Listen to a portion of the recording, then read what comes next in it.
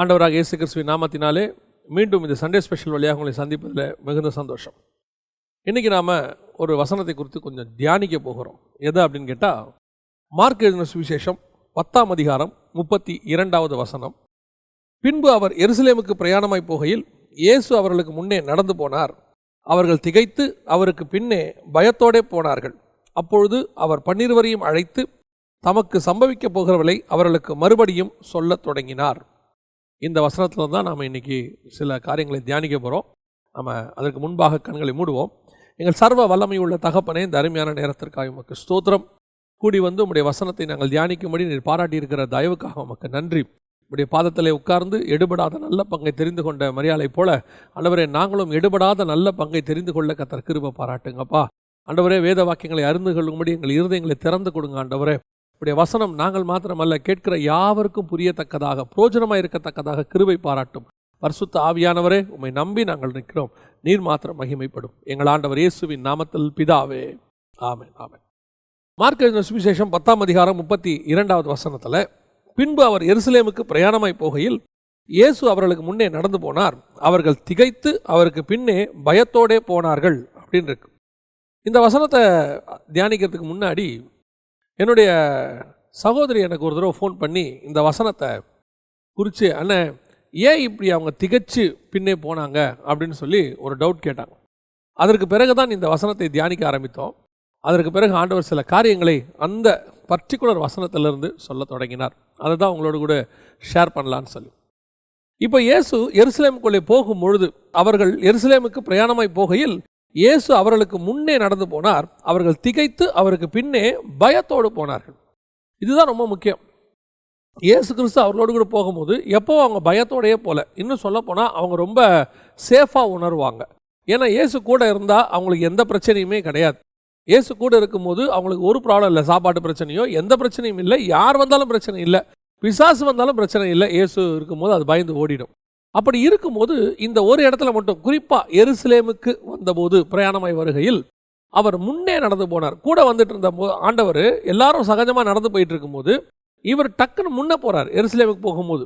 ஆனால் அவர் போகிறத பார்த்த உடனே இவங்க திகைக்கிறாங்க. ஃபஸ்ட்டு திகைத்து பயந்து. அப்படின்னா இந்த ரெண்டு காரியத்துக்கு பின்னாடி என்ன இருக்குது? ஏன் திடீர்னு ஒரு திகைப்பும் பயமும் வருது? ஏன் இயேசு திடீர்னு எருசலேம் போகும்போது முன்னாடி போனார் அப்படின்னு சொல்லி நீங்கள் பார்த்தீங்கன்னா, இயேசு கிறிஸ்து கடைசியாக, அதாவது தன்னுடைய ஊழியத்தின் முடிவில் எருசலேமில் போய் முடிக்கிறதுக்கு முன்னாடி அவர் எருசலேமில் தங்கவே இல்லை. நீங்கள் எப்போ பார்த்தீங்கன்னாலும் காலையில் போய்வார், திருப்பி சாயங்காலம் ரிட்டர்ன் ஆகிட்டு பக்கத்தில் எங்கேயாவது தான் தங்குவார். ஒலிவ மலைக்கு பக்கத்தில் போய் தங்குவார், இல்லை இன்னொரு பட்டணம் இருக்குது பக்கத்தில், அங்கே தங்குவார், அங்கே தான் தங்குவார். ஆனால் திருப்பி மறுநாள் காலையில் அவர் எருசலேமுக்குள்ளே நுழைவார். ஒவ்வொரு தடவை வரும்போதும் ஏதாவது ஒரு காரியம் அங்கே நடக்கும். எருசலேமுக்குள்ளே நுழையும் போது ஒரு காரியத்தை அவர் செய்வார். இப்போ உதாரணமாக எருசலேமுக்குள்ளே நுழையும் போது அத்திமரம் சபிக்கப்படுகிறது. எருசலேமுக்குள்ளே நுழையும் போது அவர் ராஜாவாக உள்ளே நுழைகிறார். நீங்கள் நல்லா கவனித்து பார்த்தீங்கன்னு சொன்னால், ராஜாவாக உள்ளே நுழைஞ்சு அவர் கூட்டிகிட்டு போய் அந்த குருத்தோலை காரியங்கள் எல்லாம் செய்து, அது மட்டும் இல்லாதபடிக்கு அவர் போய் தேவாலயத்தை சுத்திகரிப்பு செய்கிறார். இது ஒரு ட்ரிப்பு. இது நடக்கிறது ஒரு ட்ரிப்பில். அத்திமரம் சபிக்கப்படுவது ஒரு ட்ரிப்பில் இருக்குது. இன்னொரு ட்ரிப்பில் பார்த்தீங்கன்னா இப்போ நாம் படிக்கிறது அவர் நடந்து போகிறது. எருசலேமுக்குள்ளே முதல்ல போகும்போது அவர் கழுதையின் மேலே போனார் ராஜாவாக. இப்படி ஒவ்வொரு ட்ரிப் அவர் எருசலேமுக்குள்ளே போகும்போதெல்லாம் நீங்கள் பார்த்தீங்கன்னு சொன்னால் ஏதாவது ஒரு இம்பார்ட்டண்ட்டான சம்பவம் நடக்குது. ஆனால் ஒவ்வொரு ட்ரிப்பு போகும்போதும், இப்போ ஏன் அவர் அத்திமரத்தை சபிச்சார் அப்படிங்கிறதுக்கு காரணம் இருக்குது. கரெக்டாக எருசலேமுக்கு பிரயாணமாய் போகையில் அந்த வழி அருகே இருக்கிற அத்திமரத்தை சபிச்சுட்டு எருசலேமுக்குள்ளே போகிறார். அதே மாதிரி எருசலேமுக்குள்ளே போகிறதுக்கு முன்னாடி போய் கழுதையை கூட்டிகிட்டு வாங்க, நான் வந்துட்டு கழுதையில் மேலே ஏறி உள்ளே வருவேங்கிறார். இந்த ட்ரிப்பு போகும்போது, எருசலேமுக்கு போகும்போது அவர் இவங்களை விட்டுட்டு கொஞ்சம் முன்னாடி நடந்து போகிறார். ஏன் இதெல்லாம் நடக்குது? ஏன் எருசலேமுக்கு போகும்போது மட்டும் இது நடக்குது அப்படின்னு சொல்லி நீங்கள் பார்த்தீங்கன்னு சொன்னால், எருசலேமை பொறுத்த வரைக்கும் அது மகாராஜாவின் நகரம். இப்போ இல்லை, அது ஆபிரகாம் காலத்திலேருந்து நீங்கள் பார்த்தீங்கன்னா சாலேமின் ராஜாவாகிய மெல்கிசேதேக்கு அப்படின்னு இருக்குது.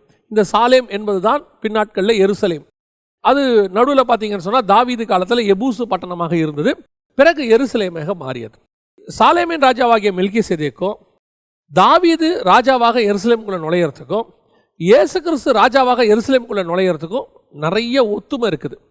ஒரு ஒத்துமை மிக முக்கியமாக இருக்குது. என்ன ஒற்றுமை இருக்குது அப்படின்னு கேட்டிங்கன்னா, இந்த சாலேமின் ராஜாவாகிய மெல்கிசேதேக்கு அப்படின்னு சொல்கிறோம் இல்லையா, சாலேம் என்றால் சமாதானத்தின் ராஜா, மெல்கிசேதேக்கு என்றால் நீதியின் ராஜா, சமாதானத்தின் ராஜாவாகவும் நீதியின் ராஜாவாகவும் அவர் உள்ளே நுழைகிறார். யார்? மெல்கிசேதேக்கு.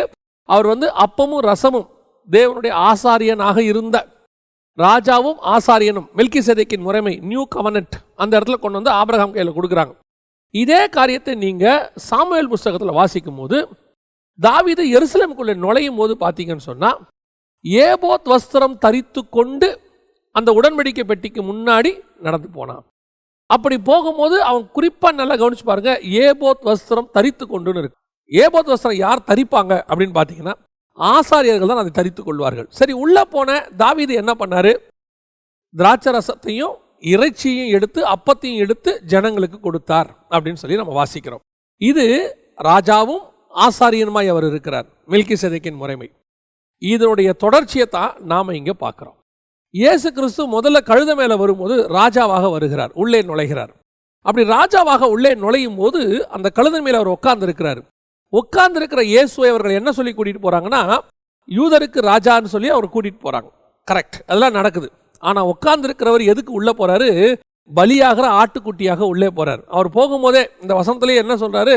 தனக்கு சம்பவிக்க போகிறவைகளை, அவர் கீழே பாருங்க, இதோ எருசலேமுக்கு போகிறோம், அங்கே மனுஷகுமாரன் பிரதான ஆசாரியத்தில் வேதபாரத்தில் ஒப்பு கொடுக்கப்படுவார், அவர்கள் அவரை மரண ஆக்கினைக்குள்ளாக தீர்த்து புற தேசத்தாரிடத்தில் ஒப்பு கொடுப்பார்கள் அப்படின்னு சொல்றாரு அடுத்த வசனத்தில்.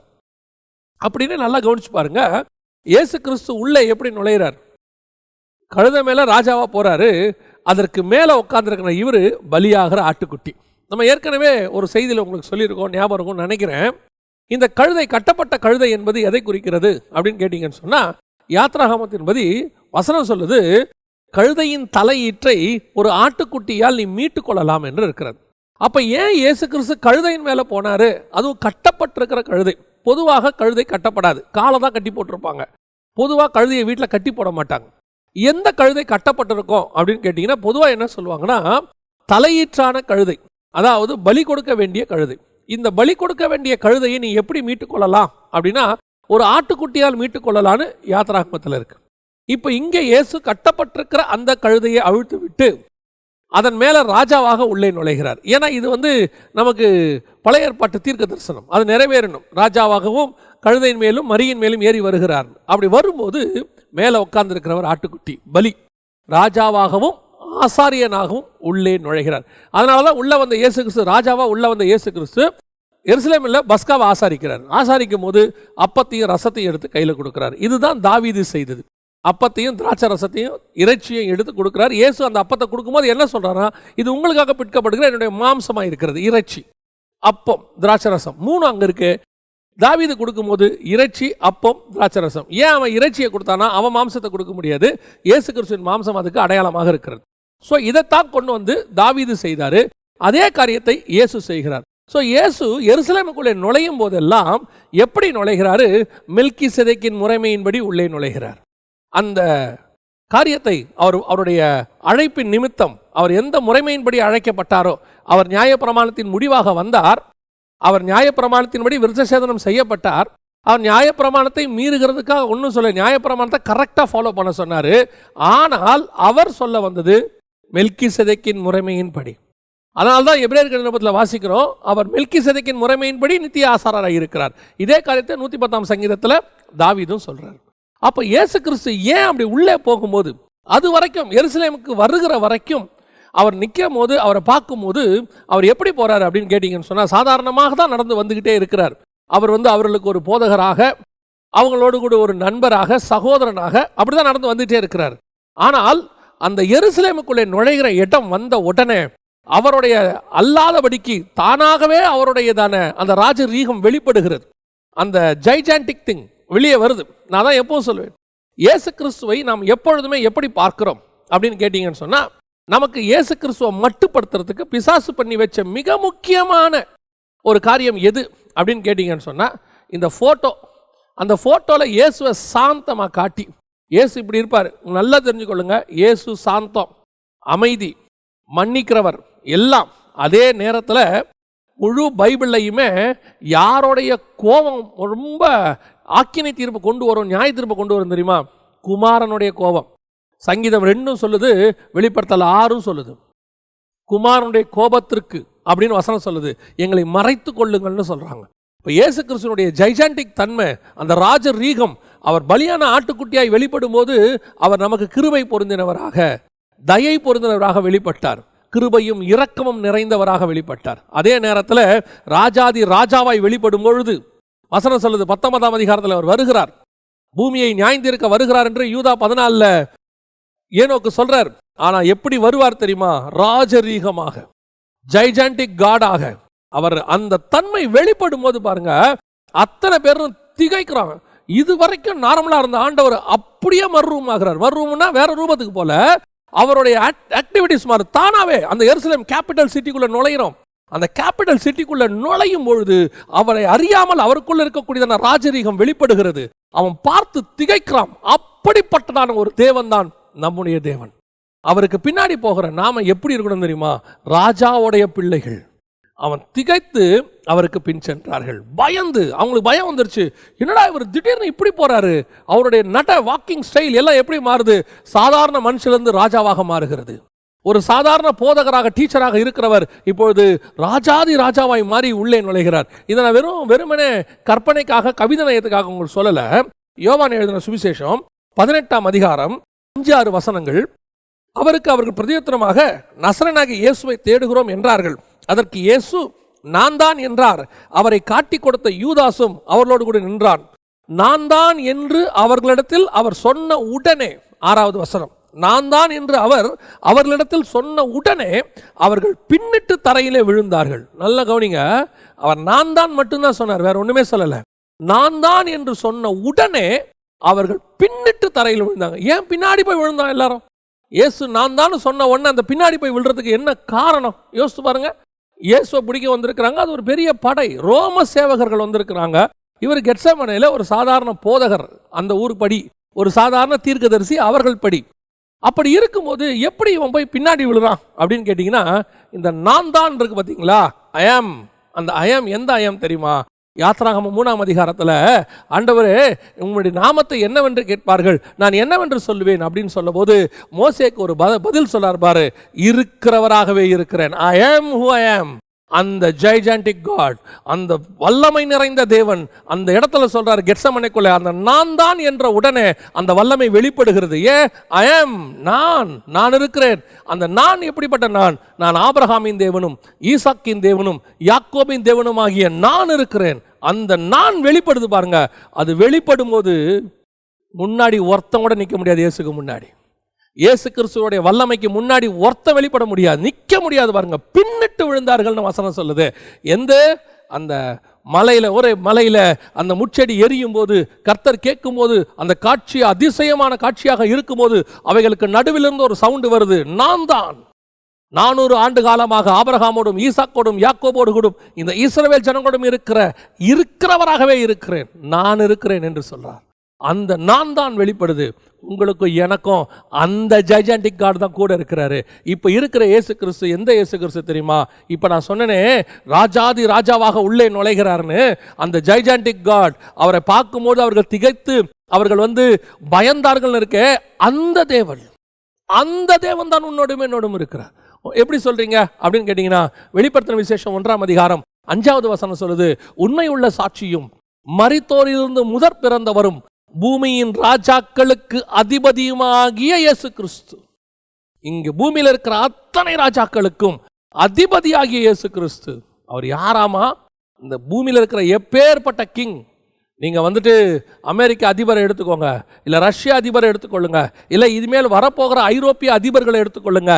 எப்பேற்பட்ட அதிபர்கள் இந்த பூமியில் வந்தாலும், எப்பேற்பட்ட பிரதமர்கள் வந்தாலும், எப்பேற்பட்டதான முதல்வர்கள் வந்தாலும், எப்பேற்பட்ட ராஜகுமாரத்திகள் வந்தாலும், எப்பேற்பட்ட சர்வாதிகாரிகள் வந்தாலும், அத்தனை பேருக்கும் மேலான ராஜாதி ராஜாவாக the gigantic God நமக்கு முன்பாக போய் கொண்டிருக்கிறார்.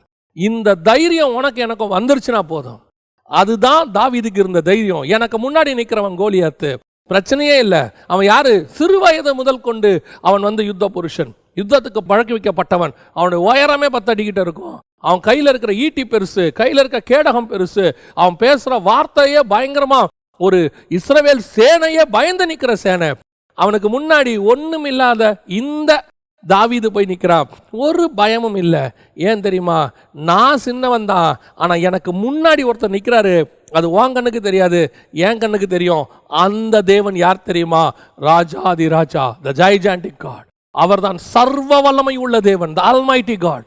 அந்த தேவன் எனக்கு முன்பாக போகிறார். கர்த்தர் என் பட்சத்தில் இருக்கிறார். எனக்கு முன்பாக நிற்பவன் யார்? அந்த தைரியம் உனக்கு எனக்கு வரணும். எதை கண்டாலும் பயம், எதை பார்த்தாலும் பயம். மேலதிகாரியை பார்த்தா பயம், கொஞ்சம் சின்ன தேவைகள் வந்த உடனே ஒரு பயம், ஒரு கஷ்டம் வந்த உடனே ஒரு பயம், ஒரு சின்ன வியாதி வந்த உடனே ஒரு பயம், வாழ்க்கையில் ஒரு சின்ன போராட்டம் வந்த உடனே பயம்.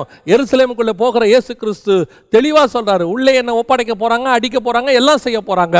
ஆனாலும் கூட அந்த ஜைஜாண்டிக் காட் எப்படி போகிறார் தெரியுமா? ராஜாதி ராஜாவாக. அவருடைய நடை எப்படி இருக்குது?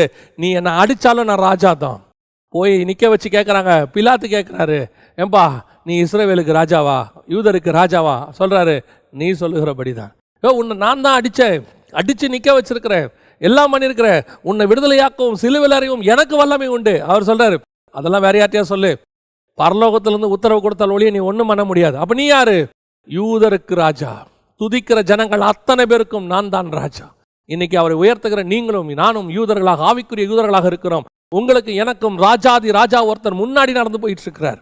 அவர் எருசலேமுக்கு மாத்திரமல்ல, நீ போகிற ஒவ்வொரு இடத்துக்கு முன்னாடி, எரிகோக்கு முன்னாடியும் போகிறார். அவர் எகிப்துக்கு முன்னாடி போகிறார், பாபிலோனுக்கு முன்னாடி போகிறார். எங்க வேணா கூட்டிட்டு போனீங்க, தானியேலை பாபிலோனுக்கு கூட்டிட்டு போங்க, அங்கே அவர் முன்பாக நிற்பார். யோசேப்பை எகிப்தில் கொண்டு போய் சிறைச்சாலையில் வைங்க, அங்கே தேவன் அவனோடு கூட இருப்பார். நீ எங்கே போனாலும் உன் தேவனாகிய கர்த்தர் உனக்கு முன்பாக போய்கொண்டிருக்கிறார். அவருடைய வல்லமை மகத்துவம் வெளிப்படுகிறது. அவர் பராக்கிரம் நிறைந்த தேவன். நீ அவருக்கு பின்னாடி இருக்கிறன்றதை என்னைக்கும் மறந்துடாது. நம்ம என்னமோ முன்னாடி போயிட்டு அவரு பின்னாடி இருந்துகிட்டு இருக்கிறாரு, உனக்கு முன்னாடி போயிட்டு இருக்கிறார் அவரு. அந்த தேவன் நடக்கிற நடையே பயத்தை உண்டாக்கும். உன்னோடு கூட கர்த்தர் இருக்கிறார் என்கிற அந்த காரியம் வெளிப்படும் போது, அப்பேற்பட்ட பெரிய சேனையை வச்சுக்கிட்டு இருக்கிற ஆகாப்புக்கு ஒத்த எலியாவை பார்த்தா பயம். அவ்வளோ பெரிய கால்பங்கு தேசாதிபதி ஏரோதுக்கு ஒரு யோவான் ஸ்நானகனை கண்டால் பயம். சகல ரோம சாம்ராஜ்யத்திற்கும் ஒரு கவர்னராக, ஒரு பகுதிக்கு கவர்னராக இருக்கிறவருக்கு அப்போஸ்தலர், ஒண்ணுமில்லாத 2 அப்போஸ்தலர்கள் ஒரு அற்புதத்தை செஞ்ச உடனே ஒரு பயம். ஏன் இந்த பயம் வருது? சகல ஆசாரியர்களுக்கும், பிரதான ஆசாரியர்களுக்கும், பிலாத்துவை கையில் வச்சுக்கிட்டு இருக்கிறவங்களுக்கும், கவர்னரை சொந்தமாக வச்சுக்கிட்டு இருக்கிறவங்களுக்கும் இயேசுவை கண்டா பயம். ஏன் பயம்? அந்த தேவனுடைய வல்லமை அப்படிப்பட்டது. அந்த தேவன் உன் கூட இருந்தா போதும், உனக்கு முன்பாக நடந்து போகிறாருங்கிற ஒரு தைரியம் மட்டும் உனக்கு வேணும். அது மட்டும் வேணும். எங்க வேணாலும் சிலர்லாம் கன்ஃபஸ் பண்ணும்போதே நெகட்டிவ் கன்ஃபஸ் சொல்லுவாங்க, இங்கெல்லாம் ஊழியம் பண்ணவே முடியாது பிரதர். ஏன் முடியாது? ஏன் பண்ண முடியாது? பாபிலோனிலே தானியேலால் ஊழியம் பண்ண முடியும் என்றால், நெருப்புக்குள்ளே நின்று 3 பேர் மினிஸ்ட்ரி காஸ்பல் சொல்றான், அவனால முடியும் என்றால், சிங்க கெபிக்குள்ளே இருந்து ஒரு ஊழியத்தை தானியேலால் நடத்த முடியும் என்று சொன்னால், எகிப்துக்குள்ளிருந்து மோசேயாலையும் ஆரோனாலையும் ஊழியம் பண்ண முடியும் என்று சொன்னால், ஏன் உன்னால முடியாது? சொல்லும் போதே இங்கே ரொம்ப கஷ்டம். ஒரு தம்பி உத்தரப்பிரதேசில் ஊழியம் பண்ணுறார். அந்த தம்பி ஊழியத்துக்கு போன பிறகு அவர்கிட்ட எப்பவும் கேட்பேன், மினிஸ்ட்ரி எப்படி இருக்குது? அவர் சொல்லுவார், கர்த்தர் பெரிய காரியங்களை செய்கிறார். இது வரைக்கும் நான் பார்க்குறேன், அவர் வாயிலிருந்து நெகட்டிவான கன்ஃபஷன் வந்ததே கிடையாது. கஷ்டம்னே, முடியாதுண்ணே, இல்லை அப்படி ஒன்று கிடையவே கிடையாது. அவர் சொல்லும் போதெல்லாம் சொல்லுவார், அண்ணே கர்த்தர் கூட இருக்கிறாருண்ணே, பெரிய காரியம் செய்கிறாருண்ணே. இன்னைக்கு கிட்டத்தட்ட 120-150 பேர் அந்த சபைக்கு வந்துகிட்டு இருக்கிறாங்க. முடிவே முடியாதுன்னு சொல்ற இடத்துல கர்த்தர் வல்லமையை வெளிப்படுத்துகிறார். உன்னுடைய கன்ஃபஷன் தான் ரொம்ப முக்கியம். ஜீவனும் மரணமும் உன்னுடைய நாவல் இருக்கிறது. எப்போ பார்த்தாலும் முடியாது, கஷ்டம், இல்லை, ஐயோ வாய்ப்பே இல்லை, இது நடக்காது. உனக்கு முன்பாக போகிறவரை நீ மறந்துட்ட. உனக்கு முன்பாக போகிறவர் செங்கடலை பிளக்கிறவர் ஒருத்தர் போயிட்டு இருக்கிறாரு. உனக்கு பின்னாடி எப்பேற்பட்ட எகிப்திய சேனை துரத்தினாலும் அதை சாகடிக்கிறவர் உனக்கு முன்பாக போகிறார், உனக்கு பின்பாகவும் இருக்கிறார். அதனால தான் இயேசுவை பார்த்து அவன் திகைக்கிறான். என்ன நடை அந்த நடை, என்ன ஒரு அவருடைய ரூபமே ஒரு மாதிரி ஆயிடுச்சு, ஒரு மாதிரி நிமிர்ந்து நடக்க ஆரம்பிச்சிட்டார், ராஜா மாதிரி போறார். எஸ், அந்த தேவன் போறார். இப்படி தைரியமா பின்னாடி போ, இப்ப பின்னாடி போ. சர்வ வல்லமை உள்ள தேவன் முன்னாடி போகிறார். இந்த காரியத்தை படித்து கொண்டு இருக்கும் போதே, இந்த ஜைஜாண்டிக் தன்மையை படிச்சுக்கிட்டு இருக்கும் போதே, இந்த நடை இப்போ நம்ம பார்த்தோம் இல்லையா, அதாவது சாலேமின் ராஜாவாகிய மெல்கிசேதேக்கு அந்த ஆபிரகாமை பார்க்க வந்த, கானானில் பார்க்க வந்த அந்த இடமும், தாவீது ஏபோத்தை தரித்து கொண்டு அப்பமும் இறைச்சியும் திராட்சரசமும் ஜனங்களுக்கு கொடுத்த இடமும், இயேசு கிறிஸ்து கழுதையின் மேல் ராஜாவாக உள்ளே நுழைந்து அப்பத்தையும் திராட்சரசத்தையும் எடுத்து சீஷர்கள் கையில் கொடுத்த இடமும் அந்த கானான் தேசம்தான், ஒரே இடம்தான். இதை பார்த்தோம் இல்லையா? இது ஒரு வகையாய் இயேசு கிறிஸ்துவனுடைய ஜைஜாண்டிக் தன்மையை வெளிப்படுத்துது. பார்த்து திகைக்கிறாங்க. இதை இப்போ இயேசு உள்ளே நுழையும் போது அவர் சொல்கிற இன்னொரு வார்த்தை என்னன்னு கேட்டிங்கன்னா, நான் ராஜாதி ராஜாவை தான் நுழைகிறேன். கரெக்ட். ஆனால் உள்ளே என்ன நடக்க போகுது அப்படிங்கிறத அந்த வசனத்தில் திருப்பி சொல்கிறார் பாருங்க. மார்க் எழுதின சுவிசேஷம் 10ஆம் அதிகாரம் 32வது வசனம். அவருக்கு பின்னே அவர்கள் பயத்தோடே போனார்கள். அப்பொழுது அவர் 12 அழைத்து தமக்கு சம்பவிக்க போகிறவர்களை அவர்களுக்கு மறுபடியும் சொல்ல தொடங்கினார். அப்போ அவர் அடிக்க போகிறத, உதைக்க போகிறத, பரியாசம் பண்ணுறதை, அடிக்கிறதெல்லாம் சொல்கிறார். அப்படின்னா என்ன அர்த்தம்? நான் ஜெய்ஜாண்டி காடா உள்ளே நுழையிறேன்ப்பா, உள்ளே கொண்டு போகிறேன். ஆனால் நடக்க போகிறது என்னவோ பலி, நடக்க போகிறது என்னவோ ஆசாரித்துவம், நிறைவேற போகிறது என்னவோ அந்த இடத்துல ஸ்பிரிச்சுவலாக நடக்க வேண்டியதான காரியம் நடக்க போகுது. இந்த ஆசாரியத்துவத்துக்கும் ராஜரீகத்துக்கும் நடுவில் இயேசு போயிட்டு இருக்கிறார். இப்போ இயேசு கிறிஸ்து உள்ளே நுழையிற அந்த ஜைஜாண்டிக் தன்மையோட இன்னொரு ஆங்கிள் இருக்கு, இன்னொரு விஷயம் இருக்கு. என்ன தெரியுமா? இப்போ எருசலேமுக்குள்ள இருக்கிறது என்னன்னு கேட்டிங்கன்னா நியாயப்பிரமாணம். கிட்டத்தட்ட 2000 வருஷம் நியாயப்பிரமாணம். ஆபிரகாமுக்கு சொல்லிக் கொடுக்கப்பட்ட நியாயப்பிரமாணம், மோசேக்கு எழுதி கொடுக்கப்பட்ட நியாயப்பிரமாணம். ஆபிரகாம் காலத்திலிருந்து இயேசு காலம் வரைக்கும் ஏறக்குறைய ஒரு 2000 வருஷம். அந்த 2000 வருஷத்தையும் 2000 வருஷமாக ஃபாலோ பண்ணிக்கிட்டு இருக்கிற நியாயப்பிரமாணம் என்கிறதான ஒரு டெம்பரவரி பிரமாணம். நல்லா தெரிஞ்சுக்கொள்ளுங்க, நியாயப்பிரமாணம் டெம்பரவரியாக உள்ளே வந்தது. நம்ம வச்சிருக்கிற இந்த சுயாதீன பிரமாணம் தான் ஆரம்பத்திலிருந்து இருக்கு. எங்க இருக்கு? நம்ம ஆதாம் காலத்திலிருந்து இருக்கு. ஆதாம் ஆண்டு கொள்ளுங்கள்னு அவனுக்கு ஆளுகையை கொடுத்தாரு. அதே நேரத்தில் தோட்டத்துக்குள்ள ஏவாளை வச்சுட்டு தோட்டத்தை காக்கவும், ஏவாளுங்கிறது சபை, சபையை பாதுகாக்கிற பொறுப்பும் அவன்கிட்ட இருந்துச்சு. அவன் பூமியையும் ஆளுகை செய்யணும், சபையையும் பாதுகாக்கணும். இது ஆசாரியத்துவம், அது ராஜரீகம். இதுதான் மெல்கிசேதேக்கின் முறைமையின்படி தான் ஆதாம் உருவாக்கப்பட்டார்.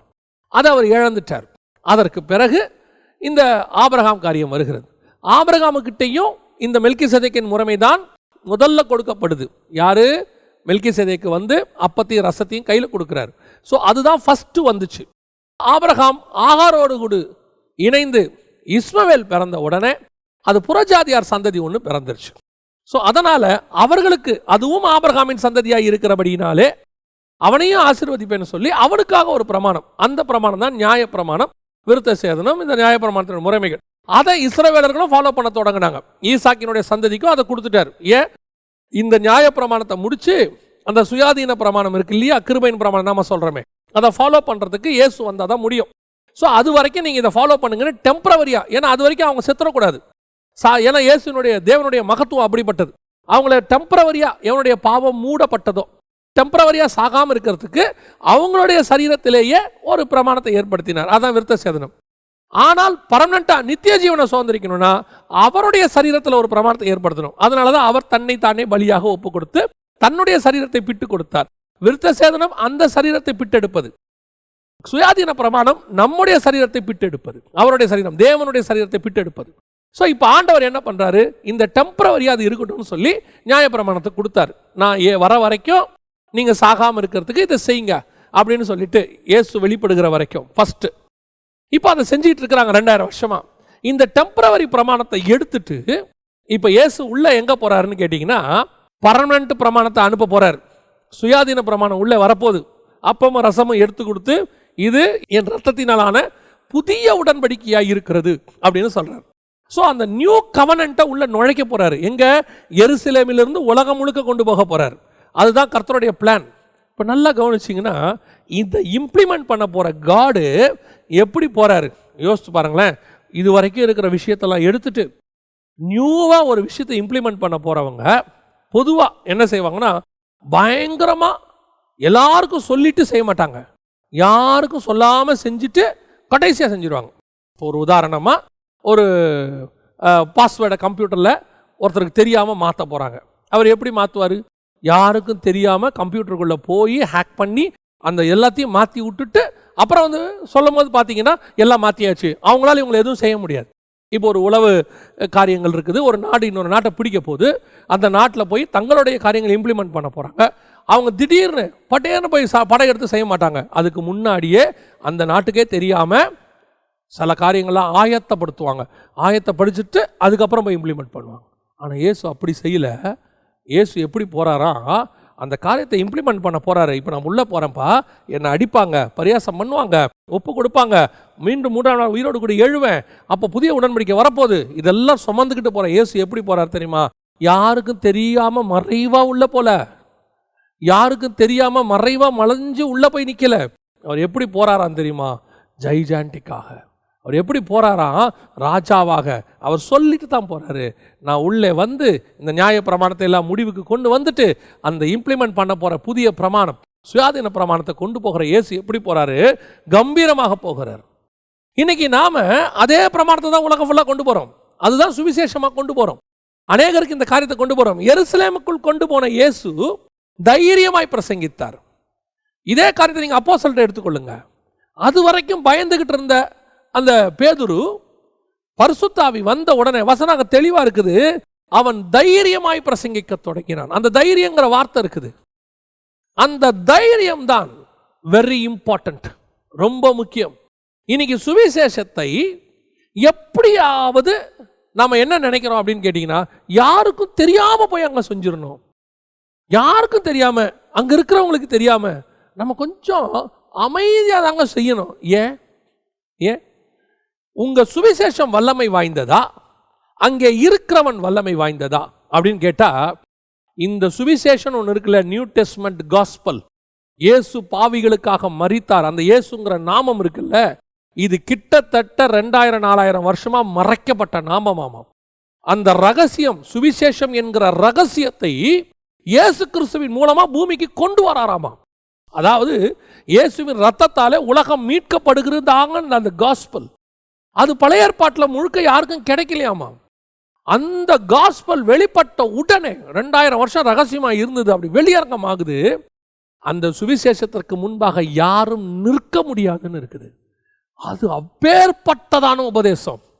இயேசு எப்படி ஜைஜாண்டிக்கோ அதே மாதிரி தான் கர்த்தருடைய காஸ்பலும், அவருடைய பிரமாணங்களும், அவருடைய வார்த்தையும். அதை கொண்டு போற இயேசு எப்படி போனாரோ அதே மாதிரி தான் கொண்டு போற நீங்களும் நானும் இருக்கணும். யோசிச்சு பாருங்க, எங்கேயாவது அப்போஸ்தலர்கள் இந்த சத்தியத்தை ஜனங்களுக்கு பயந்து தெரியாதனமா ஒளிச்சு சொன்னாங்களா?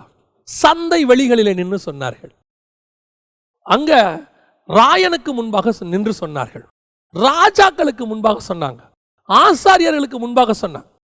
அடிச்சாலும் உதைச்சாலும் தைரியமாய் பிரசங்கம். அந்த தைரியங்கிற வேர்டு வந்துகிட்டே இருக்கும் பாருங்களேன்.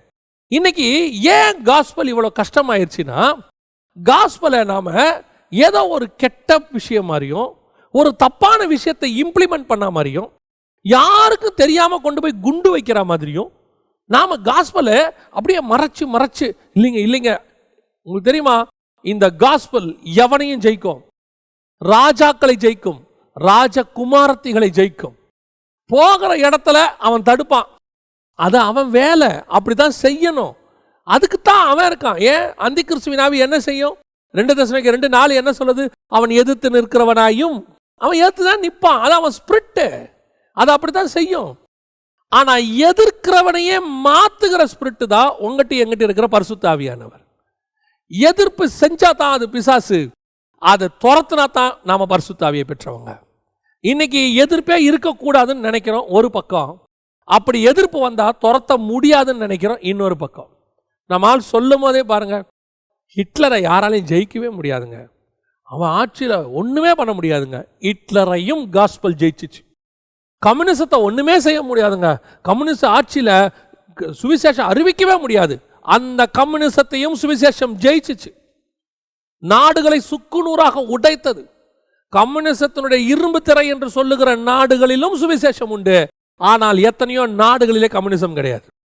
கம்யூனிசம் இல்லாத நாடுகள் உண்டு, ஆனால் கிறிஸ்தவம் இல்லாத நாடுகள் கிடையவே கிடையாது. எந்த நாட்டை எடுத்துக்கோங்க, நீங்க நார்த் கொரியா கூட எடுத்துக்கங்க, அங்கேயும் உண்டு, அங்கேயும் சுவிசேஷம் உண்டு. கர்த்தருடைய சுவிசேஷம் எங்கேயும் நுழையும். சொல்லுகிறவர்கள் எப்படி இருக்கிறோன்றதுதான் முக்கியம். தைரியமாக. சென்னையில் ஒரு மனுஷனை குறித்து சாட்சி கேள்விப்பட்டேன். அவர் இன்னைக்கும் இப்போ இருக்கிறார். அவர் பகிரங்கமாக தான் காஸ்பல் சொல்லுவார். நேராக போய் பீச்சில் நின்று சொல்லுவார், பஸ்ஸில் நின்று சொல்லுவார். அவர் சொல்லுவார், இவ்வளோ நாள் சொல்லியிருக்கிறேன். அவருடைய நண்பர் என்கிட்ட சொன்னார் அவரை பற்றி, நானும் பார்த்துருக்கிறேன். அவர் சொன்னார், இவ்வளோ நாள் சுவிசேஷம் சொல்கிறேன், இது வரைக்கும் என்னை எதிர்க்கிறவர்கள்னு ஒருத்தர் கிடையாது. சிலர் சொல்லுவாங்க, ஏதாவது சொல்லுவாங்க, ஆனால் எனக்கு சுவிசேஷத்துக்கு தடை கிடையாது. ஏன்னா அவர் விசுவாசம் அப்படி. என் சுவிசேஷம் எல்லாவற்றையும் ஜெயிக்கும், எல்லாவற்றையும் உடைக்கும், எல்லாவற்றையும் தாண்டி போகும். ஏன்னா அந்த பிரமாணத்தை கொண்டு போகிறவர் ராஜா.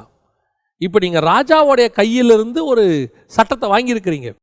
நெகேமியா ராஜா கையிலிருந்து தாக்கீது எழுதி வாங்கியிருக்கிறார். அப்படி எழுதி வாங்கியிருக்கும் போது அதை தடுப்பவன் யார்? சன்பல்லாத் தொபியாக்கள் வருவாங்க. அவங்க சில நேரத்தில் வந்து என்ன செய்வாங்க அப்படின்னு கேட்டால், இது விழுந்துடும், இது நிற்காது, அப்புறம் வந்து ஆசை வார்த்தை பேசுவான், வா நம்ம 2 பேரும் பேசுவோம், சமாதானமாக போவோம். நீங்கள் சொல்லுங்க, அன்கம்பேரபிள் காஸ்பல் என் கையில் இருக்கு, no compromise. Uncomparable word of God என் கையில் இருக்குது, நோ காம்ப்ரமைஸ். தேவனுடைய வார்த்தை உன் வாயில இருக்குமானால், கர்த்தர் கொடுத்த பிரமாணமானது, கர்த்தர் கொடுத்ததான சுவிசேஷமானது உன் கையில் இருக்குமானால், நீ யாரிடத்திலும் நீ காம்ப்ரமைஸ் ஆக வேண்டிய அவசியம் கிடையாது. உன்னோடு வந்துதான் அவர்கள் சமாதானமாய் மாறணும். ஊழியக்காரனுக்கு கர்த்தர் கொடுத்திருக்கிற மிகப்பெரியதான ஒரு கிஃப்ட் என்ன தெரியுமா? 54ஆம் அதிகாரம் ஏசாயா புஸ்தகம் சொல்லுது, அவர்கள் வந்து உன் பட்சத்தில் நிற்பார்கள், உன் பட்சமாய் வருவார்கள்.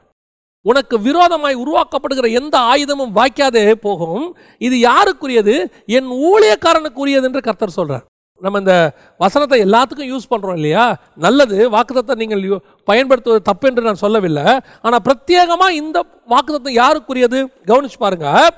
ஏசாயா தீர்க்கதரிசன புஸ்தகம் 54ஆம் அதிகாரம் 17வது வசனம் சொல்லுது, உனக்கு விரோதமாய் உருவாக்கப்படும் எந்த ஆயுதமும் வாய்க்காதே போகும், உனக்கு விரோதமாய் நியாயத்தில் எழும்பும் எந்த நாவையும் நீ குற்றப்படுத்துவாய். இது கர்த்தருடைய ஊழியக்காரன் சுதந்திரம், என்னால் உண்டான அவருடைய நீதியுமாய் இருக்கிறது என்று கர்த்தர் சொல்லுகிறார். தெளிவா அந்த வசனம் சொல்லுது பாருங்க. இது கர்த்தருடைய ஊழியக்காரரின் சுதந்திரம். எது? உனக்கு விரோதமாய் எதுவும் உருவாக்கப்படாது. ஊழியக்காரன் கொண்டு போற காஸ்பலுக்கு விரோதமாய் உருவாக்கப்படுகிற எல்லா ஆயுதங்களும் வாய்க்காதே போகும். அவன் என்ன வேணாலும் கொண்டு வரட்டும், அந்த ஆயுதம் எது வேணாலும் இருக்கட்டும். ஆதி காலத்தில் மாதிரி, அந்த காலத்தில் நம்ம கோலியாத்து கொண்டு வந்த மாதிரி ஈட்டி பட்டயம் கேடகமாகவும் இருக்கட்டும். இல்லை அதுக்கப்புறம் கம்யூனிசம் கொண்டு வந்ததான துப்பாக்கி சூடு, அடி, உத, லத்தி அதுவாக இருக்கட்டும். இல்லை இந்த காலத்தில் இருக்கிற மீடியா எடுத்துக்கிட்டு யூடியூப்பில் அதை பேசி இதை பேசி ஊழியத்தை ஒழிக்கக்கூடிய காரியங்களாகவும் இருக்கட்டும். அவர்கள் பேசுகிறது எது வேணாலும் இருக்கட்டும். வசனம் சொல்லுகிறது அது வாய்க்காதே போகும். பேசுகிறவர்கள் ஓய்ந்து போவார்களே ஒழிய உன்னை அழைத்தவருடைய ஊழியம் ஒரு நாளும் ஒழிந்து போகாது. நீ உண்மை உள்ளவனாய் கர்த்தருடைய ஊழியக்காரனாய் இருக்கும் பட்சத்தில் உனக்கு முன்பாக ஒருவர் நடந்து போய் கொண்டிருக்கிறார். உனக்கு தாக்கீது எழுதி கொடுத்தவர் முன்னாடி போறாரு. அவர் எப்படி அந்த கிருபையின் பிரமாணத்தை, சுயாதீன பிரமாணத்தை எருசலேமுக்குள்ள தைரியமாய் கொண்டு போனாரோ, அவர் போகும்போது ஜெயஜாண்டிக உள்ள போகும்போது எதுக்கு போறாரு? பிரமாணத்தை உண்டாக்க போறாரு. பழச ஒழிச்சிட்டு புதுசை உண்டாக்க போறார். நீ போகிற கிராமங்கள் அப்படித்தான், நீ போகிறதான மலைவாழ் மக்கள் அப்படித்தான், நீ போகக்கூடிய இடம் அப்படித்தான். நீ போகும்போதே யோசிக்காத அங்கே என்ன எதிர்ப்பு இருக்கும், என்ன பண்ணுவாங்க. அவருக்கு நல்லா தெரியும், உள்ள போனா அடிப்பான், உதைப்பான், என்னை பரியாசம் பண்ண போறான், என்னை புறஜாதியார் கையில் ஒப்படைக்க போறான், சிலுவையில் ஏற்ற போறான், என்னை சாகடிக்க போறான், எல்லாம் தெரியும். ஆனால் நான் பயந்து போக மாட்டேன், தைரியமாய் போவேன். ஏன்? எனக்கு முன்பாக போகிறவர் ஒருத்தர் இருக்கிறார். அவர் எழுதி கொடுத்த தாக்கீது என் கையில் இருக்கிறது. அதான் நெகேமியா சொன்னது, அவனுடைய பிரமாணம். ஒரு உலக ராஜா எழுதி கொடுத்த தாக்கீதுக்கே சுத்தி இருக்கிற அத்தனை பேரும் பயப்படுவான் என்று சொன்னால், எனக்கு கையெழுத்து போட்டவர் ஒருத்தர் இருக்கிறார். பழைய பிரமாணத்தை குலைத்து புதிய கையெழுத்து போட்டு எழுதி கொடுத்தவர் ஒருத்தர் இருக்கிறார். அவர்களுக்கு கல்லிலே எழுதினவர் எனக்கு மண்ணிலே எழுதி இருக்கிறார். அவர்களுக்கு வார்த்தையை கொடுத்தவர் எனக்கு ஜீவனுள்ள வார்த்தையை கொடுத்திருக்கிறார். அதை எடுத்துக்கொண்டு நான் போகும்போது எனக்கு முன்பாக அவர் நடந்து போவார். அந்த ராஜ ரீகம் எனக்கு முன்பாக இருக்கும்போது என்னை தடுப்பவன் யார்? உம்மாலே ஒரு சேனைக்குள் பாய்வேன், உம்மாலே நான் மதிலை தாண்டுவேன். தைரியமா போகணும், பிரமாணத்தை மாற்ற போகணும். அந்த கிராமத்துக்குள்ள சுவிசேஷம் சொல்லவே முடியாதுங்க. சொல்லுவான், இதுக்கு முன்னாடி போயிட்டு வந்த நிறைய ஊழியக்காரங்க சொல்லுவாங்க, இதுக்கு முன்னாடி இருக்கிற நிறைய டினாமினேஷன் சொல்லும், ஐயோ அந்த இடத்துக்கு போகவே முடியாதுங்க, சான்ஸே இல்லைங்க, அங்கே காஸ்பல் விதைக்கவே முடியாது. இருக்கிறதுல இந்த டஃபஸ்ட் பிளேஸ் கர்த்தர் சொல்றாரு, உன் கையில் இருக்கிற பிரமாணத்துக்கு எந்த டஃபஸ்ட் பிளேஸையும் ஒட்டச்சி கதவுகளை நொறுக்கிறவர் ஒருத்தர் உனக்கு முன்னாடி போய் கொண்டிருக்கிறார். இரும்பு தாப்பால்களை முறிக்கிறவர், வெண்கல கதவுகளை உடைக்கிறவர் ஒருத்தர் உள்ளே போயிட்டு இருக்கிறார். நீ போ, அந்த பவர் உன் கையில் இருக்கு, கர்த்தர் கொடுத்திருக்கிறாரு. அவர் நடக்கிற நடையிலேயே ஒரு திகைப்பு வரும். நீ சொல்லும் போது உன்னுடைய ஊழியத்தை பார்க்கும்போது ஒரு திகைப்பு வரும். எல்லாரும் ஊழியத்தை ஜனங்களை எப்படி பண்ணிக்கிட்டு இருந்தாங்களாம், தெரு முனைகளில் நின்று ஜனங்களை ஏமாத்திக்கிட்டு இருந்த காலகட்டத்தில் ஒருத்தர் வந்து எப்படி பிரசங்கம் பண்ணாராம் தெரியுமா? போதகரே, நீர் முகதாட்சண்யம் இல்லாதவர் என்றும். எவன் முகத்தை பார்த்து பேசுறதே இல்லையாமா. அன்னைக்கு உள்ள ஆசாரியர்கள் எப்படி பேசிக்கிட்டு முகதாட்சண்யம். பணக்காரனுக்கு ஒரு ரூலு, ஏழைக்கு ஒரு ரூலு, இதெல்லாம் வச்சுக்கிட்டு பேசிக்கிட்டு இருக்கானாமா. இயேசு எப்படி இருந்தாரா தெரியுமா? முகதாட்சண்யம் இல்லாதவர் என்றும். நீர் எதற்கும் அன்காம்ப்ரமைஸ், எதுக்குமே நீர் காம்ப்ரமைஸ் ஆகிறதில்லை என்றும் நாங்கள் கண்டிருக்கிறோம். இந்த தைரியத்தோட தான் நீ நானும் போகணும். அப்படி எடுத்துட்டு போகணும் காஸ்பலை. அப்படி போறவர் தான் ஜெய்ஜாண்டிக்கா போக முடியும். நீ இங்க உனக்கு தெரிஞ்ச ஒருத்தங்கிட்ட குனிஞ்சிட்டினா பிசாசு பார்ப்பான், இவன் அவங்ககிட்டயே குனிஞ்சிட்டான், அவங்ககிட்டயே பயந்துட்டான், அவனுக்கே அவன் வச்சிருக்கிற காசுக்கே இவன் வந்து கொஞ்சம் குனிஞ்சிட்டான், பயந்துட்டானா இவன் நமக்கும் பயப்படுவான்னு பிசாசுக்கு மேலே இருக்கிற தைரியம் போயிடும். ஒரு பெரிய இராணுவ குரூப் ஒன்றை குறித்து ஒரு நாட்டில் எழுதியிருந்த ஒரு காரியத்தை நான் படித்திருந்தேன். அதில் அவங்க வீழ்த்த முடியாத ஒரு குரூப், அவங்க கொரில்லா படைகள் மாதிரி. அவங்க கடைசியில் அவங்க இருந்த இடத்த அவங்க கையிலேயே கொடுத்துடலான்னு அந்த நாடு முடிவு பண்ணிருச்சு. காரணம் என்னன்னு கேட்டிங்கன்னு சொன்னால், அவர்களுடைய போர் முறை, அவருடைய நேர்த்தி, அவங்கக்கிட்ட இருந்தக்கூடியதான அந்த ஒழுக்கம் எல்லாத்தையும் பார்த்துட்டு அவங்களுக்கு எதிராக நிற்கிற பெரிய படையை பயந்துருச்சான். இவனுங்களை ஜெயிக்க முடியாது, இவங்களோட காம்ப்ரமைஸாக போயிடலான்னு சொல்லிட்டு காம்ப்ரமைஸாக போயிடுவோம். சரி, அவன் கேட்குற அந்த கொஞ்சம் நாட்டை கொடுத்துருவோம், நம்மளுடைய எல்லைக்குள்ளே கொஞ்சம் இடத்த கொடுத்துருவோம், ஏன்னா இவனுங்கிட்ட சண்டை போட்டு நம்மளால் ஜெயிக்க முடியாதுங்கிற இடத்துக்கு அவங்க வந்துட்டாங்க. அந்த நேரத்தில் அந்த நாட்டுக்கு ஒரு புதிய தலைவன் ஒருத்தன் வரான். அவன் சொல்கிறான், இவனை ஜெயிக்க முடியும்னு எனக்கு ஒரு நம்பிக்கை இருக்குது அப்படிங்கிறான். எப்படி சொல்கிறீங்க? கடைசியாக அவன் ஒரு உபயாந்திரத்தை கையாண்டான். என்ன கையாண்டான்? நான் ஜெயிக்கணும்னா எனக்கு அவங்க உதவியும் வேணும், அவங்களும் எனக்கு கொஞ்சம் உதவி பண்ணால் தான் நான் ஜெயிக்க முடியும். அப்போது ஏன்னா அந்த தலைவன் ஆகிறதுக்கு எதிர்த்து நிற்கிற ஒருத்தன் நிற்கிறான் அவனுடைய நாட்டிலேயே. அவனை விட இவன் மேலே வரணும்னா இவங்களுடைய உதவி கொஞ்சம் தேவைப்படுது அப்படின்னு சொல்லிட்டு அந்த கொரில்லா படையோடைய தலைவர்கிட்ட போயிட்டு ஒரு ஆள் அனுப்புகிறான். இந்த மாதிரி அவர் தலைவர் ஆகணும்னு விரும்புகிறாரு, ஆனால் அவருக்கு எதிராக நிற்கிற ஆள் வந்து ரொம்ப பவர்ஃபுல்லாக இருக்கான். ஸோ இப்போ இவர் தலைவர் ஆகிட்டாருன்னா அவர் உங்களுக்கு ஃபேவரான காரியங்கள் செய்வார். இப்போ அந்த எதிராக நிற்கிற ஆளை உங்கள் கொரில்லா படைக்காரங்க கொலை பண்ணிட்டாங்கன்னா நான் தனியாக தலைவர் ஆகிடுவேன், அதுக்கு என்ன பண உதவி வேணுமோ நான் செய்கிறேன் அப்படின்னு அந்த தலைவர் சொல்கிறாருன்னொன்னே இந்த கொரில்லா பட தலைவர் என்ன நினைக்கிறாரு? பரவாயில்ல, இவன் வந்து நமக்கு காசு கொடுக்கறது ரெண்டாவது, ஆனால் இவன் தலைவரானா இப்போ நம்ம இவன் தலைவராதுக்கு உதவி பண்ணோம்னா இவன் நமக்கு ஃபேவராக இருப்பான், நாளைக்கு இவன் நமக்கு எந்த விதத்திலும் எதிர்க்க மாட்டான்னு சொல்லி அந்த கொரில்லா பட தலைவரும் என்ன பண்ணுறாரு, இவர் ஜனாதிபதி ஆகிறதுக்கு அல்லது இவர் தலைவர் ஆகிறதுக்காக இவர் என்ன பண்ணுறாரு, அந்த ஆளை எதிர் நிற்கிறவனை இல்லாமல் பண்ணிடுறாங்க. அதற்கு பிறகு இவர் ஜனாதிபதி ஆகிறார், தலைவராக மாறுகிறார். தலைவராக மாறின பிறகு இவர் வந்து என்ன முடிவெடுக்கிறாரு? இப்போ இவரை கேட்குறாங்க, உங்கள் நாட்டில் ஒரு எதிரி கும்பல் இருக்குதே, ஒரு இடத்த பிடிச்சிக்கிட்டு இருக்கு, அவங்க உங்களுக்கு தொல்லையா இல்லையா, அவங்கள என்ன பண்ண போகிறீங்க? அவர் சொல்கிறாரு, அவர்களை நான் ஒரு 2 வருஷத்துக்குள்ளே ஒழித்து கட்டி விடுவேன் அப்படின்னு. இந்த தைரியம் அதுக்கு முன்னாடி இருந்த யாருக்குமே இல்லை, ஒருத்தருக்குமே இல்லை.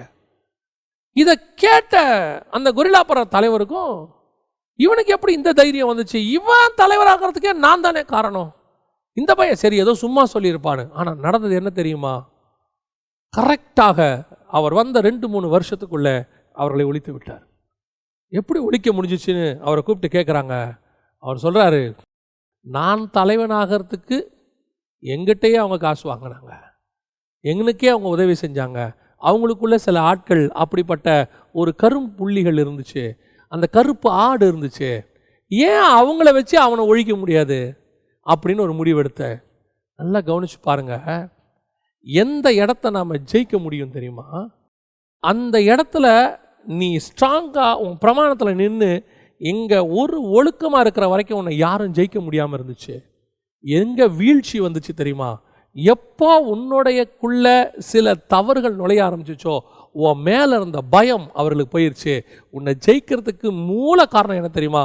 உன் மேலே இருந்த பயம் போனது. அதுக்கு முன்னாடி இருந்தவங்களுக்குலாம் அவங்க மேலே ஒரு பயம் இருந்துச்சு, ஐயோ அவங்க ரொம்ப ஸ்ட்ராங், ஆனால் அவன் லஞ்சம் வாங்குவான், அவன் கொஞ்சம் வளைஞ்சு கொடுப்பான், அவன் கொஞ்சம் அசால்ட்டாக கொஞ்சம் அவனை வளைச்சிடலான்னு ஒரு தைரியம் மேலே வந்துருச்சுனாலே உன்னை ஜெயிச்சிருவாங்க அவங்க. எதுக்கு உனக்கு சொல்கிறேன், உன் கையில் இருக்கிற பிரமாணம் அப்படிப்பட்ட பிரமாணம், ஆனால் நீ எப்படிப்பட்டவங்கிறதா முக்கியம். இயேசுக்கு என்ன தைரியம் தெரியுமா? நான் பரிசுத்தர், என்கிட்ட உலகத்தின் அதிபதி வருகிறான், அவனுக்கு என்னிடத்தில் ஒன்றும் இல்லை, என்கிட்ட இருக்கிற பிரமாணம் ஸ்ட்ராங்கு, நானும் ஸ்ட்ராங்கு, இதை யாராலையும் தடுக்க முடியாது. அந்த தைரியம் இயேசுக்கு இருந்துச்சு. சுவிசேஷத்தை கொண்டு போற உனக்கு அந்த தைரியம் இருக்குதா? இயேசுவை சொல்ற உனக்கு அந்த தைரியம் இருக்குதா? உன் கையில் இருக்கிற சுவிசேஷம் இன்னைக்கும் ஸ்ட்ராங் தான். உன் கையில் இருக்கிற கர்த்தருடைய பிரமாணம் இன்னைக்கும் ஸ்ட்ராங் தான். உன் கையில் கர்த்தர் கொடுத்திருக்கிற வரம் இன்னைக்கும் ஸ்ட்ராங் தான். கர்த்தர் உங்ககிட்ட கொடுத்திருக்கிற ஊழியம் பயங்கரமான ஸ்ட்ராங். நீ எப்படி இருக்க? இயேசுனுடைய தைரியமான நடைக்கு காரணம் என்ன தெரியுமா? இவங்க அத்தனை பேரை விட அவர்கிட்ட உண்மை இருந்தது, உத்தமம் இருந்தது, பரிசுத்தம் இருந்தது. அதனால் அந்த ஜைஜாண்டிக் தன்மை இருந்துச்சு. ஒரு ஊழியக்காரங்கிட்ட உண்மை இருக்கிற வரைக்கும், சத்தியம் இருக்கிற வரைக்கும், அவங்கிட்ட கர்த்தர் கொடுத்திருக்கிறதான ஒழுக்கம் இருக்கிற வரைக்கும் அவனுடைய வார்த்தைகள் தைரியமா இருக்கும். எங்கே அவன் பணத்துக்காகவோ, எங்கே அவன் மற்ற காரியங்களுக்காகவோ காம்ப்ரமைஸ் ஆகிறானோ, அதற்கு பிறகு அவனுடைய வார்த்தையில அந்த தைரியம் இருக்காது, தைரியம் போயிடும். ஏன் பேதுருவுக்கு இல்லாத தைரியம் பவுலுக்கு ஏன் வந்துச்சு?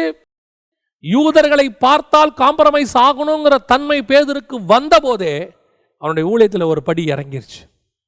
யூதனும் இல்லை, கிரேக்கனும் இல்லை, நான் எல்லாருக்கும் எல்லாம் ஆனேன்னு சொல்லி பவுல் சொன்னான் பாருங்க. அதுதான் அன்காம்ப்ரமைஸ் மினிஸ்ட்ரி. அவன் கையில தான் சத்தியம். அந்த சத்தியம் தான் இன்னைக்கு நமக்கு பைபிளா மாறி இருக்கு பாருங்க. அதுதான் நான் உங்களுக்கு சொல்றேன். நீங்க முன்னாடி போறவர் ஒருத்தர் எப்படி போனார்னா, சத்தியத்தை மட்டும் கொண்டு போல, சத்தியத்தை கொண்டு போறவர் அந்த சத்தியத்தின் படியையும் வாழ்ந்தார். அதுதான் அவருக்கு அந்த மகத்துவத்தை கொண்டு வந்தது, அதை செய்தது. கடைசியான ஒரு காரியத்தை உங்களுக்கு நான் சொல்ல வேண்டும் என்று விரும்புகிறேன். இந்த காரியத்தெல்லாம் நல்லா வாசிக்கிட்டே இருக்கும் போது இந்த இயேசு நுழைகிற அந்த ஜைஜாண்டிக் தன்மை, நம்ம சொன்னோம் இல்லையா, அவர்கள் பார்த்து திகைத்து, முதல்ல அவர் அந்த ராஜ பிரமாணத்தை உள்ளே கொண்டு போறாரு, ராஜாங்கிற அந்த தன்மையோடு உள்ளே போறாரு. ஏன்னா அவர் அப்படி தான் போகணும், ஏன்னா அவர் நகரம், அவர் அப்படி போனா தான் பரலோகம் அவர் அப்படி தான் போக சொல்லியிருக்குது, அப்படி தான் போனார். இப்போ நம்ம ராஜாக்களும் ஆசாரியமாக அழைக்கப்பட்டோம், நாமளும் அப்படித்தான். ஒரு இடத்துக்குள்ளே நுழையும் போது நமக்குள்ள அந்த ராஜரீகம் உள்ளே இருக்கணும், அதான் ரொம்ப முக்கியம். ராஜரீகம் உள்ளே இருக்கணும்.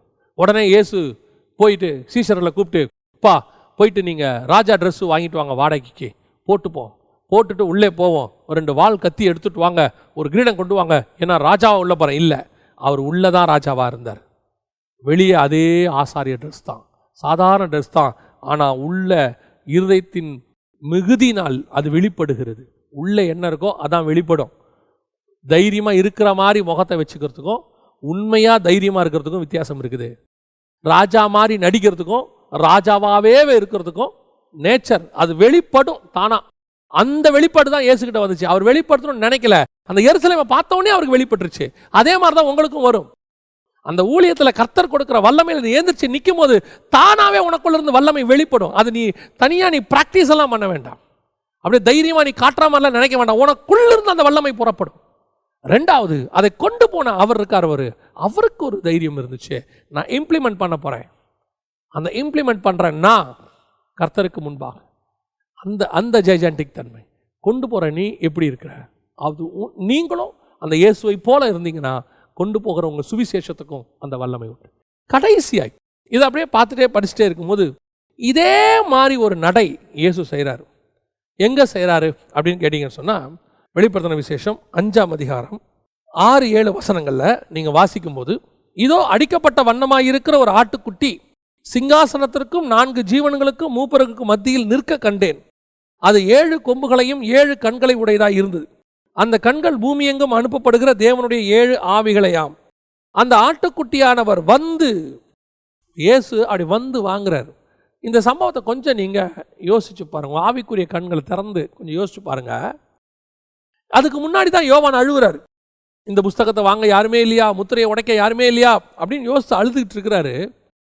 அழுதுட்டு இருக்கிற அந்த நேரத்தில் தூதன் வந்து சொல்றான், அழகா சொல்லுவான், யூதா கோத்திரத்து சிங்கமும். 5வது வசனம், அப்பொழுது மூப்பர்களில் ஒருவன் என்னை நோக்கி, நீ அழ வேண்டாம், இதோ யூதா கோத்திரத்து சிங்கமும் தாவீதின் வேறுமானவர் புஸ்தகத்தை திறக்கவும். வரப்போறவர் யார் தெரியுமா? யூதா கோத்திரத்து சிங்கம். அப்படி உள்ள வருது, அவர் வந்து வாங்கினார், அப்படி நடந்து வர்றார் இயேசு. ஆனால் வர்றவர் எப்படி இருக்கிறார் தெரியுமா? அடிக்கப்பட்ட வண்ணமா இருக்கிற ஆட்டுக்குட்டி. இவர் சிங்கம் தான், யூதா கோத்திரத்து சிங்கம் தான். ஆனா வெளியே எப்படி இருக்கிறார் தெரியுமா? அடிக்கப்பட்ட வண்ணமாக இருக்கிற ஆட்டுக்குட்டி. இப்போ மார்க் 10:32 வாசித்து பாருங்க. வர்றவர் எப்படி வர்றாரு? அடிக்கப்பட போகிற ஆட்டுக்குட்டி வருது. இங்க அடிக்கப்பட்ட வண்ணம் அடிச்சாச்சு. ஏன்னா இது இயேசுவோட சிலுவை மரணத்துக்கு பிறகு யோவான் பார்க்கறது பரலோகத்தில் அடிக்கப்பட்ட வண்ணமா இருக்கிற ஆட்டுக்குட்டி. ஆனா எருசலேமுக்குள்ள நுழையும் போது அடிக்கப்பட போகிற ஆட்டுக்குட்டி அதான் உள்ள போற. அதனால தான் அவர் பின்னாடி என்ன சொல்றார்? திரும்பி தனக்கு சம்பவிக்க போகிறவர்களை அவர்களுக்கு விவரித்து சொன்னார் அப்படின்னு. ஸோ அடிக்கப்பட போகிற ஆட்டுக்குட்டி. ஆனா எப்படி நுழைகிறாரு? யூதா கோத்திரத்து சிங்கம். சிங்கம் எப்படி நடக்கும்? சிங்கம் எப்படி ஒரு ஜைஜாண்டிக்கா கம்பீரமா அப்படி நடக்கும் பாருங்க, அந்த நடையோடு கூட. ஆனா உள்ள ஆள் பார்க்கறதுக்கு எப்படி இருக்கிறாரு? அடிக்கப்பட்ட வண்ணமா இருக்கிற ஆட்டுக்குட்டி. The same walk. இங்க பரலோகத்தில் 24 மூப்பர்களுக்கு முன்னாடி, 4 ஜீவன்களுக்கு முன்னாடி, சிங்காசனத்தில் உட்கார்ந்து இருக்கிற பிதாவாகிய தேவனுக்கு முன்பாக இயேசு உள்ள நுழையிறாரு. அந்த நுழையிற தன்மை எப்படி இருக்குதாமா? யூதா கோத்திரத்து சிங்கம். அந்த ஆண்டவர் உள்ள நுழையிறாரு. ஆனா அடிக்கப்பட்ட வண்ணமா இருக்கிற ஆட்டுக்குட்டி. மேல பார்த்தா காயங்கள் எல்லாம் இருக்குது, அத்தனையும் அடிக்கப்பட்ட வண்ணமா இருக்கு. ஆனா நட மட்டும் எப்படி இருக்கு தெரியுமா? அந்த கண்கள்ல ஒரு ஜைஜாண்டிக் தன்மை இருக்குது, அந்த ராஜரீகம் இருக்கு.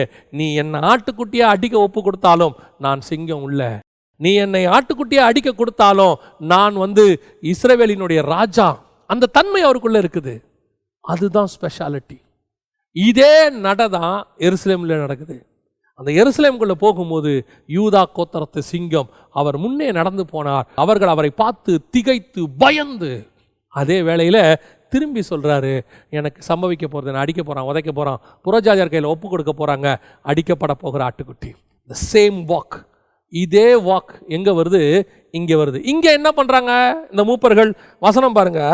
மூப்பர்கள் என்ன செய்யறாங்களாம்? 7-8 வசனம். அந்த ஆட்டுக்குட்டியானவர் சிங்காசனத்து மேல் உட்கார்ந்தவருடைய வலது கரத்திலிருந்து புஸ்தகத்தை வாங்கினார். அந்த புஸ்தகத்தை அவர் வாங்கின போது, நல்ல கவனிங்க, அவர் நடந்து அப்படி வாங்குறாரு. வாங்கும்போது அந்த 4 ஜீவன்களும் 24 மூப்பர்களும் தங்கள் தங்கள் சுரமண்டலங்களையும் பரிசுத்தவான்களுடைய ஜபங்களாகிய தூப வர்க்கத்தால் நிறைந்த பொற்கலசங்களையும் பிடித்து கொண்டு ஆட்டுக்குட்டியானவருக்கு முன்பாக வணக்கமாய் விழுந்து, அப்படியே அத்தனை பேர் 100% சரண்டர் ஆகிறான். அப்படியே கீழே விழுறான், வணக்கமாய் விழுந்து. யோசித்து பாருங்க அந்த காட்சி எப்படி இருக்கும் பரலோகத்தில். தேவன் அப்படி சிங்காசனத்தில் உட்கார்ந்து இருக்கும் போது, இயேசு அப்படி நடந்து புஸ்தகத்தை அப்படி வாங்கும் போது அப்படியே 24 பேரும் விழுறாங்க கீழே, 4 ஜீவன்களும் விழுது. இவங்கெல்லாம் விழுறாங்கன்னா தூதர்களும் கண்டிப்பாக விழணும். எல்லாரும் விழும்போது அடிக்கப்பட்ட வண்ணமாக இருக்கிற ஆட்டுக்குட்டி அதை வாங்குறாரு. இந்த சேம் விஷயம்தான் எருசலேமுக்குள்ளே நடக்குது. இப்போ அவர் பிரமாணத்தை உருவாக்க போறாரு, பிதாவுடைய சித்தத்தை நிறைவேற்ற போறாரு. அப்படி உள்ளே நுழையும் போது அப்படியே யூதா கோத்திரத்து சிங்கம் உள்ளே நுழையுது, அடிக்கப்பட போகிற ஆட்டுக்குட்டி உள்ளே நுழையுது. அப்படியே மொத்த பரலோகம் இவரை பார்த்துருக்கோம். ஏன்? 4000 வருஷத்தினுடைய பாவத்தை சுமந்து தீர்க்கிறவர் உள்ளே நுழைகிறார்.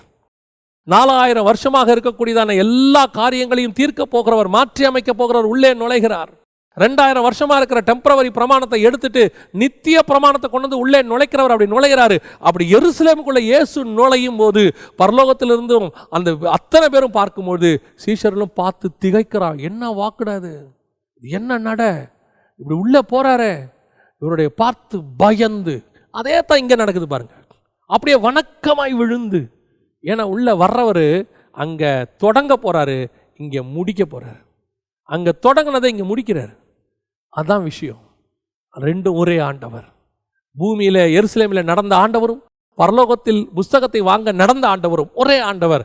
அங்கேயும் யூதா கோத்திரத்து சிங்கம் அடிக்கப்பட போகிற ஆட்டுக்குட்டி, இங்கே யூதா கோத்திரத்து சிங்கம் அடிக்கப்பட்ட ஆட்டுக்குட்டி. இந்த தேவனுடைய வல்லமை உன் கையிலும் என் கையிலும் இருக்கு. இப்போ உன் தேவனை நினைச்சுப்பார். இந்த தேவன் தான் உன் கூட இருக்கிறாரு. உனக்கு பயம் வருமா? இந்த தேவன் தான் உன்னை ஊழியத்துக்கு அனுப்பி இருக்கிறாரு. இந்த தேவன் தான் உன் குடும்பத்தை நடத்துறார். இந்த தேவன் தான் உன் கூட ஆபீஸ்ல உட்கார்ந்து இருக்கிறார். உலகத்தின் முடிவு பரியந்தம் சகல நாட்களில் உன்னோடு கூட இருப்பேன்னு சொன்னது இந்த தேவன் தான். நீ இன்னும் ஆண்டவரை எப்படி பார்த்துக்கிட்டு இருக்கிற? இன்னும் நீ அப்படியே உன்னை விட வீக்கா ஆண்டவரை வச்சுக்கிட்டு இருக்கிறோம். நம்மளை விட வீக்கா. என்னாலே ஒன்றும் செய்ய முடியல, இவரால் என்ன செய்ய முடியும்? ஆண்டவரை பார்த்து ஏதாவது செய்யுங்க. அவருக்கே ஆப்ஷன் கொடுக்குறோம். இந்த மாதிரி ஆண்டவரை இல்லை, இந்த மாதிரி இருந்தால் கூட பரவாயில்ல ஆண்டவரே. ஆண்டவர்கிட்ட சொல்கிறாங்க. ஆண்டவர்கிட்ட கேட்கும் போதே, ஆண்டவரே நல்ல ஒரு கொடுங்க, இல்லை ஏதாவது கொஞ்சம் பழசு பட்டு இருந்தாலாவது கொடுங்க. நீ கேட்கறது யாருக்கிட்ட தெரியுமா? யூதா கோத்திரத்து சிங்கமும் தாவீதும் வேறுமானவர் அடிக்கப்பட்ட வண்ணமாக இருக்கிற ஆட்டுக்குட்டி, அந்த ஜைஜாண்டிக் காட். இந்த தைரியம் ஒவ்வொரு விசுவாசிக்கும் ஒவ்வொரு ஆவிக்குரியவனுக்கும் ஒவ்வொரு ஊழியக்காரனுக்கும் வரணும். நீ எழுந்திருச்சு நிற்கும் போது as a representative of lion of Judah, நீ யூதா கோத்திரத்து சிங்கத்தினுடைய ஒரு ரெப்ரசன்டேட்டிவாக நிற்கிறாய். நீ பரலோகத்தின் தேவன் உள்ளே அந்த 24 மூப்பர்களும் 4 ஜீவன்களும் வணக்கமாய் விழுந்த அந்த தேவனுடைய ரெப்ரசன்டேட்டிவாக நீ புல்பிட்டில் எழும்பி நிற்கிற. அப்போ உனக்குள்ள இருந்து வெளிப்பட வேண்டியது என்ன தெரியுமா? பயம் இல்லை. கீழே உட்கார்ந்து இருக்கிறவனை பார்த்து பயம் இல்லை. அவனை பார்த்து உனக்கு பயம் வரக்கூடாது. உன்னோட பார்த்து அவன் திகைக்கணும். ஏன் இந்த ஆள் இப்படி இருக்கான்? முகதாட்சண்யம் இல்லாமல் எவரை குறித்தும் உனக்கு கவலை இல்லை என்றும் நாங்கள் அறிந்திருக்கிறோம். இயேசுவை பற்றி சொல்றான். இதே காரியம் அப்படியே யோவான் கிட்ட வெளிப்படும் பாருங்க. இதே காரியம் எலியா கிட்ட வெளிப்படும் பாருங்க. ஒரு இடத்துல எலியா எப்போ ஏசபேலுக்கு பயந்தாரோ அதோட அவர் காரியம் முடிஞ்சிச்சு. அதான் சொல்றேன், எதுக்கும் பயப்படக்கூடாது. நம்முடைய தேவன் அப்படிப்பட்டதான ஒரு தேவன். நமக்கு அவர் மேலே தான் பயம் வரணுமே ஒழிய வேறு யார் மேலேயும் பயம் வரக்கூடாது. நமக்கு முன்பாக ஒருவர் நடந்து கொண்டு இருக்கிறார். அவர் யூதா கோத்திரத்து சிங்கம், தாவீதின் வேர், அடிக்கப்பட்ட வண்ணமாக இருக்கிற ஆட்டுக்குட்டி. அவை எல்லாவற்றுக்கும் மேலாக நம்முடைய தகப்பனாக அவர் இருக்கிறார். நான் அவருடைய பிள்ளை. அதே ஜைஜாண்டிக்கோடு தான் நீ நடக்கணும். அதே கம்பீரமாக நீ நடக்கணும். அந்த எண்ணம் உனக்கு வரணும். நான் ராஜாவும் ஆசாரியனுமாய் அழைக்கப்பட்டவன். எங்கள் அப்பா ராஜாவும் ஆசாரியத்தை உருவாக்கினவர். நான் ராஜாவும் ஆசாரியமாய் அழைக்கப்பட்டவன். அவர் ஆரம்பித்து முடித்தார். நான் தொடர்ந்து அதை செய்து கொண்டிருக்கிறேன். இந்த தைரியம் உனக்கு வரணும்னா நீ முன்னாடி உட்காந்துருக்கிற எவங்கிட்டையும் காம்ப்ரமைஸ் ஆகக்கூடாது. கூனி குறுக்கக்கூடாது, கை நீளக்கூடாது, அப்படியே போய் அவங்ககிட்ட போயிட்டு சிரிக்கக்கூடாது. உன்னை பார்த்தா அவனுக்கு அந்த ஸ்பிரிச்சுவல் பயம் வரணும். அந்த தேவன் உன்னோடு கூட இருந்தா இது தானாய் வரும். நம்ம ஜெபம் பண்ண போகிறோம். கண்களை மூடுவோம். சர்வ வல்லமையுள்ள எங்கள் தகப்பனே, இந்த அருமையான நேரத்திற்காக உமக்கு ஸ்தோத்திரம். உடைய மகிமையுள்ள கரத்தில் எங்களை தாழ்த்துகிறோம். எங்களுக்கு முன்பாக நடந்து போகிறவர் யூதா கோத்திரத்து சிங்கமும் தாவீதும் வேறுமாய் இருக்கிற தகப்பனே. எங்களுக்கு முன்பாக கதவுகள் அடைக்கப்படுகிறதில்லை. எங்களுக்கு முன்பாக சேனைகள் நிற்பதும் இல்லை.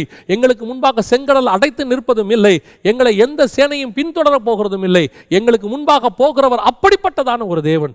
பழைய பிரமாணங்களை நொறுக்கி புதிய பிரமாணத்தை இம்ப்ளிமெண்ட் பண்ணக்கூடிய ஆண்டவர் எங்களுக்கு முன்பாக போகிறார். பழைய காரியங்களை எல்லாவற்றையும் எடுத்துட்டு புதுசான காரியங்கள் உன் வாழ்க்கையில செய்ய போகிறார். அந்த தேவன் நமக்கு முன்பாக போகிறார். ஆண்டவரே, நீர் எங்களுக்கு அப்படி செய்ய போற தயவுக்காய் உமக்கு ஸ்தோத்திரம். உமக்குள்ள இருந்த அந்த ராஜ ரீகமும் ஆசாரியத்துவத்தையும் எங்களுக்கும் நீர் தந்துவிட்டு போய் இருக்கிறீர் ஆண்டவரே. நாங்கள் அதை உணரட்டோம்ப்பா. உணர்ந்து அதை செய்ய எங்களுக்கு கிருபை பாராட்டும். மகிமையுள்ள கரத்தில் எங்களை தாழ்த்துகிறோம். இந்த வார்த்தைகள் ஒவ்வொருத்தருடைய இருதயத்துக்குள்ளும் கடந்து போகட்டோம்ப்பா. ஒவ்வொரு ஊழியக்காரனும் இப்படி நடந்து போக கர்த்தர் கிருபை பாராட்டும். ஆசீர்வதியும். இயேசுவின் நாமத்தில் பிதாவே, ஆமென், ஆமென்.